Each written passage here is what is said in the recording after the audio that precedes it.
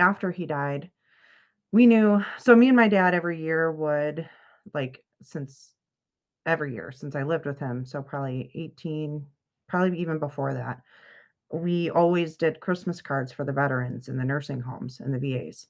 Every single year, we'd write hundreds of them. We'd start in like October. So by the time in Christmas, they'd be delivered. And it wasn't until after he died how much impact he truly had in that, in the veteran, mostly the VA. He worked mostly with the VA, trying to just make it better, and give where he could. It's not, we didn't have a ton, but if there was one thing he was making sure happened every single month, it was that donation every single month so that he can put on a party for them for Veterans Day, for Super Bowls, for whatever the case it is.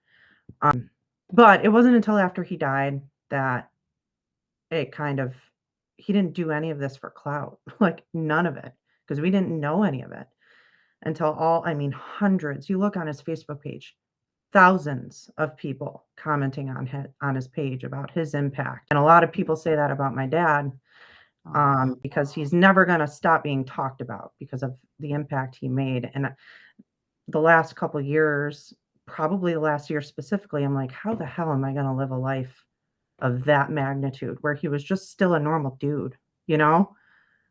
So I want to obviously continue what he started, or the person he was, or the knowledge that he had, but um, I can build on that in my own kind of way. So that's kind of where that's led to.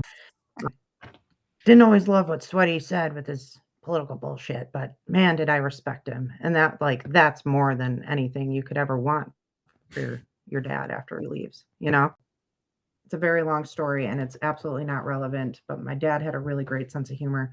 So, him and his friends, and I brought it to, I forget where we were all going to, but I brought it to this event, and in the same day, his best friend John also brought a picture from that era, which was like 1987, and like yeah, like there's just stuff he kept. It was up in his garage, and he's like, I found this, I had to show it to you, and I'm like, shut up, I found this and I was giving this to you, you know? So like 5 years later, it still happens all the time, for sure.